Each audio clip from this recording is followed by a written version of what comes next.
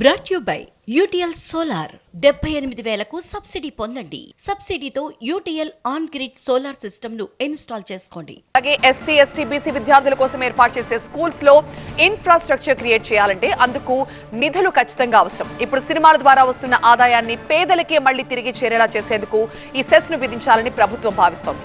దీంతో పాటుగా ప్రస్తుతం యువతను పట్టి పీడిస్తున్న డ్రగ్ నిర్మూలనకి సంబంధించి యాంటీ డ్రగ్స్ క్యాంపెయినింగ్ కి కూడా టాలీవుడ్ నుంచి మద్దతు కావాల్సిందే అంటున్నారు.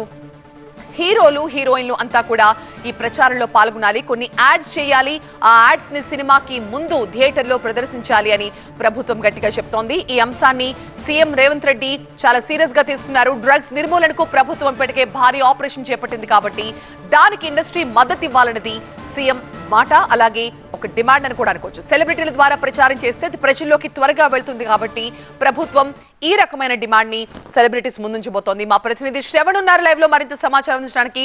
శ్రవణ్, ఇటు ప్రభుత్వం నుంచి కొన్ని ప్రతిపాదనలు ఉన్నాయి, అటు ఇండస్ట్రీ నుంచి కూడా కొన్ని ప్రతిపాదనలు ఉన్నాయి. కానీ సినిమా టికెట్ రేట్లపై ఈ సెస్ ను విధించడాన్ని ఇండస్ట్రీ ఎలా రిసీవ్ చేసుకునే అవకాశం కనిపిస్తోంది? రైట్, ప్రధానంగా సినిమా ఇండస్ట్రీకి ఇప్పుడు ఎన్ని ప్రతిపాదనలు చేసినా ఏం చేసినా సినిమా అనేది ఒక వ్యాపారం, ఇచ్చిన ఇండస్ట్రీ. పెట్టుబడి పెట్టడము, లాభం సంపాదించుకోవటము, దాంతో మళ్ళీ సినిమాలకు పెట్టుబడి ఇచ్చి ఒక నెట్వర్క్, బిజినెస్ నెట్వర్క్ లాగా నడుస్తుంది. ఇందులో ప్రధానంగా సినిమా ఇండస్ట్రీలో ప్రధానంగా భూమిక పోషించేది పెట్టుబడి. ప్రొడ్యూసర్స్ పాత్ర చాలా కీలకమని చెప్పుకోవాలి. సినిమా హీరోల ఇమేజ్తోని సినిమాలు, పెద్ద పెద్ద సినిమాలు నడుస్తున్నా కూడా దానికి తగ్గట్టుగా ప్రొడ్యూసర్లు వందల కోట్ల బడ్జెట్లు పెడుతున్నారు కాబట్టి బడ్జెట్ అనేది ఇక్కడ చాలా కీలకం. బడ్జెట్కి సంబంధించిన రాబడి రావాలంటే, ఎందుకంటే సినిమా అనేది కేవలం ఇదివరకులా కాకుండా ఒక టాలీవుడ్ అనేది కేవలం ఒక ఉమ్మడి తెలుగు రాష్ట్రాలకు సంబంధించిన సినిమా కాదు. ఇప్పుడు ఇండియా మొత్తం కూడా పాకిపోయింది తెలుగు సినిమా అనేది. దాని వైడ్ పరిధి చాలా పెరిగింది. తెలుగు సినిమా అనగానే ఇప్పుడు దేశం మొత్తం కూడా చర్చిస్తుంది.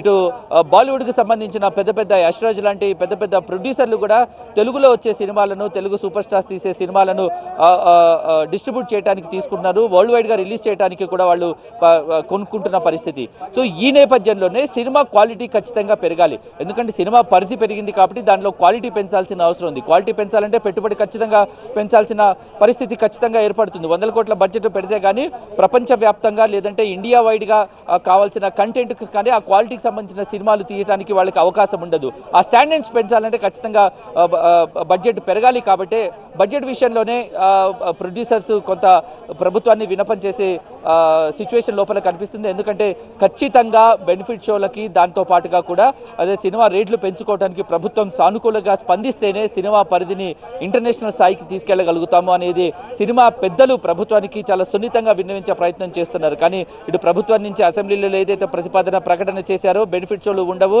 సినిమా రేట్లు పెంచుకునేందుకు అవకాశం ఉండదు, సామాన్య మానవులకు సినిమాని దూరం చేస్తున్నారు అన్న ఏదైతే అంశం ఉందో దానికి కట్టుబడి ప్రభుత్వం ఉన్నట్టుగా తెలుస్తుంది.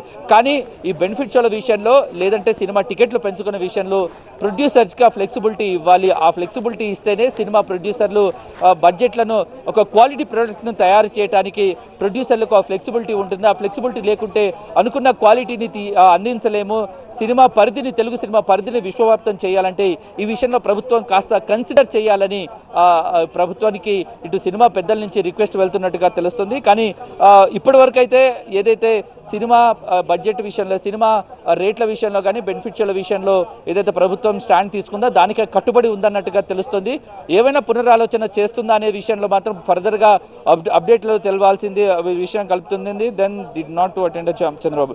రైట్, ఎందుకంటే ఇప్పుడు గతంలో 50 ఏళ్ల క్రితం చెన్నై నుంచి హైదరాబాద్కు సినిమా ఇండస్ట్రీ తరలి వచ్చినప్పుడు ఎటువంటి ప్రోత్సాహకాలు అందించారు, అప్పటి ముఖ్యమంత్రులు ఎటువంటి ప్రోత్సాహకాలు అందించారు. పెద్ద పెద్ద ఇప్పుడున్న రామనాయుడు స్టూడియో ఉండొచ్చు, అన్నపూర్ణ స్టూడియో ఉండొచ్చు, సారథి స్టూడియో ఉండొచ్చు, ఇవన్నీ కూడా అప్పటి ప్రభుత్వము సినిమా వాళ్ళకి ఇక్కడ భూములను కేటాయించి సినిమా పరిశ్రమ అభివృద్ధికి ప్రోత్సాహం అందించింది. కాబట్టి అట్లాగే అదే స్థాయిలో కూడా ఇప్పుడున్న ప్రభుత్వం ఖచ్చితంగా మీకు సినిమా ఇండస్ట్రీ మీ వెంటే ఉంటుంది అని ఇటు సినిమా వాళ్ళు చెప్తున్నారు. ప్రభుత్వం కూడా ప్రోత్సాహకాలు ఇస్తాము, కానీ ఈ బడ్జెట్కు సంబంధించిన విషయంలో ఇటు ప్రభుత్వం మధ్య లేదంటే సినిమా ప్రొడ్యూసర్స్ మధ్య ఒక చిన్న చర్చ జరుగుతుంది. ఈ విషయంలో ఎటువంటి రిజల్ట్ వస్తుంది అనేది మాత్రం ఇప్పట్లో చెప్పలేము. మరికొంత సమయం అయిన తర్వాతనే ఈ సినిమా రేట్లకు సంబంధించి, బెనిఫిట్ షోలకు సంబంధించి క్లారిటీ వచ్చే అవకాశం కనిపిస్తోంది. Brought you by UTL solar 78,000కు సబ్సిడీ పొందండి. సబ్సిడీతో UTL on grid solar system ను ఇన్స్టాల్ చేసుకోండి.